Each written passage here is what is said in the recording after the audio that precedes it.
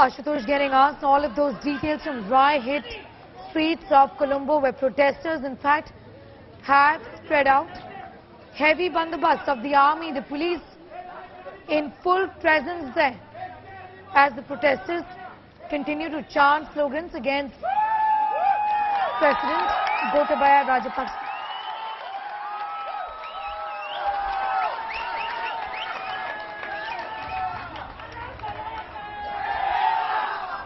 Ashutosh, if you can hear me, just give us an overview of the current situation.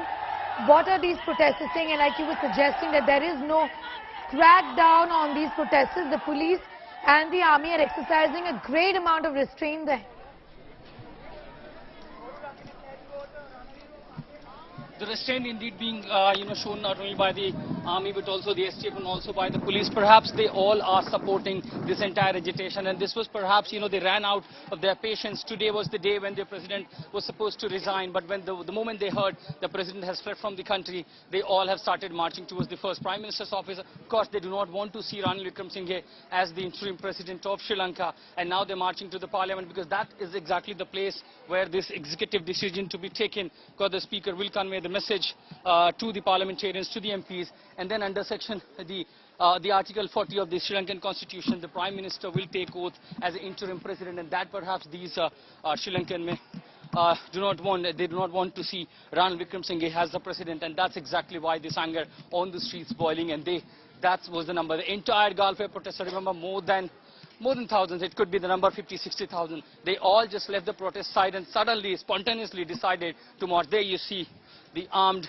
ATS personnel. These are the air warriors, these are the Air Force commanders. Remember, they have been even guarding the petrol pumps. The kind of financial crisis we are seeing across Sri Lanka. First it was the STF, then the police, then the army, then even the Air Force commandos were roped in to protect the petrol pumps. Yes, that what sad could be worse than this. That Air Force commandos were guarding the petrol pump, managing the administration so the people can get fuel. And of course, there was rationing. And here, that is the situation. Of course, this all to be blamed only the Rajapaksa government and the administration, which brought the entire nation on this verge of collapsing financially. And now, when a new government has to be formed, when a new president has to be formed, suddenly the existing president fled from the country, and now all it comes to Ranil Wickremesinghe. That is not acceptable to the people of Sri Lanka. This is just another point. Now, all these points that I can see, the policemen or the security persons with gas masks, with tear shells, with guns, are standing, but only remain a mute spectator. You heard the senior army official say that we are not stopping them. We are only requesting them do not damage the public property. But these are the barricades were placed to stop these protesters. But that seems that they totally overpowered these policemen here, and now they are marching further. Clearly, since this entire self-motivated protest is totally leaderless, there is no leader who can lead this. And of course, since the violent clashes have stopped, now they are managing also the traffic. They are allowing the vehicles to pass through, and another passage for these protesters. And this seems to be the impact that the top army officials appealed them to do not create chaos on the road.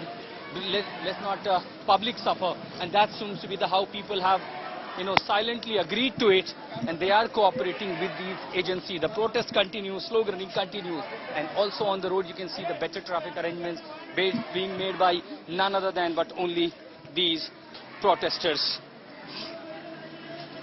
Ashutosh, you did say that the people are upset because the Prime Minister is going to take over as the President. This is not something that they wanted. They wanted an entire change in regime. They wanted the Rajapaksas to go, and the last thing that they wanted was for Ranil Wickremesinghe to continue, given that the Prime Minister has actually been handpicked by Gotabaya Rajapaksa.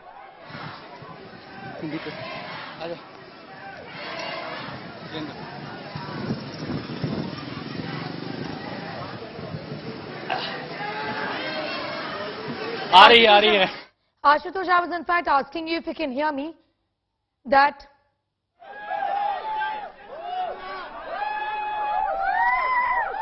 we're going to go back to Ashutosh in a few moments from now, but this appears to be tear gas shells that has been fired at the protesters. But by and large, the police and the army seem to be exercising fair amount of restraint as this anger again on the streets of Sri Lanka. These are pictures coming in from the capital city of Colombo, where the people are feeling a sense of के आरोप है उनकी जांच और वो यहीं रहे, उन्हें उनकी कर्मों की सजा मिले। लेकिन जब वो देश छोड़ करके भाग गए तो लोगों का गुस्सा भी था। ये तमाम सारे लोग, मैं आपको बता दूं अर्पिता और नेहा, कि ये हजारों की संख्या में लोग गाल फेस प्रोटेस्ट पर थे, जो साइट है जहां पर प्रेसिडेंट का सेक्रेटेरिएट है, और आज 96 दिन हो गए हैं उसी जगह पर प्रदर्शन करते। उन्होंने मौसम की भी मार झेली है और आज जैसे ही पता चला कि रानिल विक्रमसिंघे इंतरिम राष्ट्रपति हो सकते हैं, जो कि यहाँ का संविधान कहता है कि राष्ट्रपति की मौजूदगी में प्रधानमंत्री ही अंतरिम राष्ट्रपति होंगे जब तक कि तमाम सांसद 30 दिनों के भीतर नए राष्ट्रपति को ना चुन लें। वो तुरंत यहां से आगे जाने लगे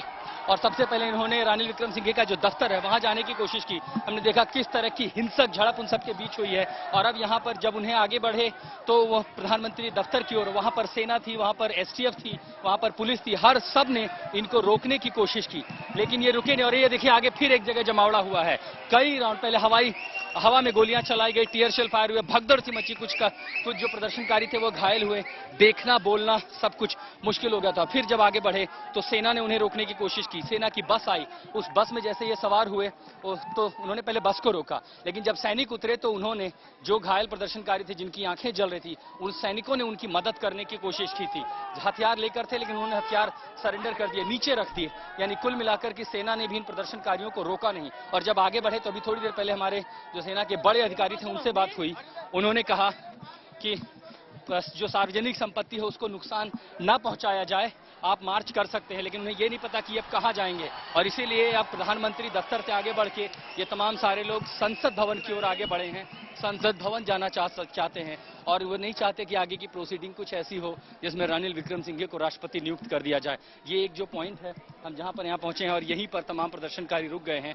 सब अलग अलग दिशा से आए, अलग अलग जगहों से रोकने की कोशिश की, लेकिन संख्या बल इनकी इतनी ज्यादा थी कि कोई भी जो एजेंसी हो, चाहे वो पुलिस हो, सेना हो, यहाँ तक एयरफोर्स के कमांडो, तो कोई भी इनको ओवर पावर नहीं कर सका। प्रदर्शनकारियों की संख्या कहीं ज्यादा थी और इसीलिए सब पीछे हट गए। और हमने देखा था कि कई सारे 9 जुलाई को जो प्रदर्शन हुआ था उसमें भी पुलिस और तमाम जो संस्थाएं थी वो इन प्रदर्शनकारियों के साथ ही खड़ी थी। और आज भी वही तस्वीर हम कोलंबो की सड़कों पर देख रहे थे। एक दूसरे की मदद, चाहे लोग हों स्थानीय, चाहे प्रदर्शनकारी हों, सब एक दूसरे की मदद कर रहे थे ताकि किसी की आंखें ना जले। और अंततः अब सब यहाँ जमावड़ा हुआ है।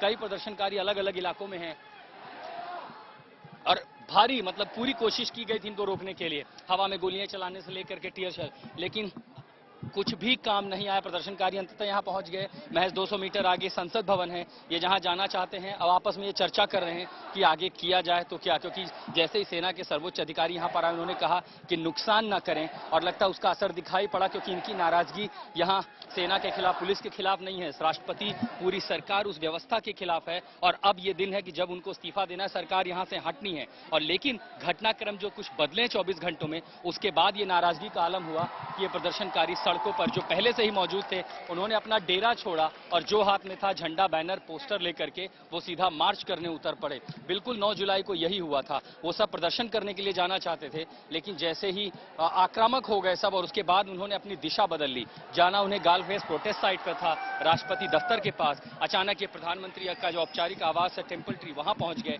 वहां पर जाकर के बैठ गए, कब्जा कर लिया। उसके बाद राष्ट्रपति आवास जैसे एक धड़ा पहले हिस्से में पहुंचा तो अगले ने राष्ट्रपति दफ्तर में कब्जा कर लिया। जैसे वहां की खबर मिली तो आगे जो गुट था उनको भी हिम्मत मिली, वो राष्ट्रपति के आवास में घुस गए। और उसके बाद से लेकर के जो आज की तस्वीरें हैं वो हम लगातार श्रीलंका में देख रहे हैं। बिल्कुल वैसी ही झड़प और महज 1 घंटे का ये जो पूरा स्कफल हम सड़कों पर अभी देख पा रहे थे, वो हालांकि अभी तो शांत है, लेकिन ये निर्भर करता है कि ये प्रदर्शनकारी आगे कहां रुकेंगे। देखिए बड़ी संख्या में तो हैं, इन्हें भी अपने भविष्य की चिंता है। एक उम्मीद है कि नई सरकार बनेगी तो वापस जो इनका देश है वो खुशियों के रास्ते पर लौटेगा, लेकिन इस बात की अनिश्चितता भी है कि नई सरकार ऐसा कौन सी जादू की छड़ी घुमा देगी जिससे ये आर्थिक संकट दूर हो जाएगा। हालांकि लगातार ये भी कहते रहे कि नई सरकार बनने पर 6 महीने से साल भर का समय वो जरूर देंगे ताकि बड़े फैसले लिए जा सकें, लेकिन संकट इतना बड़ा है कि सब्र उतना होगा या नहीं, ये भी देखने वाली बात होगी। फिलहाल कोलंबो में जिस इलाके पर हम ये तमाम जाए हैं, ये पेड्रिस रोड का इलाका है। तमाम सारे प्रदर्शनकारी यहाँ जमे हैं, सोच रहे हैं डिस्कस कर रहे हैं, ये चर्चा हो रही है कि आखिर आगे अब कहां जाएं। प्रधानमंत्री के कार्यालय तक जाना था, रानिल विक्रमसिंघे को ये नहीं देखना चाहते थे बतौर राष्ट्रपति। आखिर वहां ऐसा हुआ नहीं, रानिल विक्रमसिंघे भी इस दफ्तर में नहीं थे। वहां से अभी आगे बढ़े हैं, संसद भवन का रास्ता आगे है।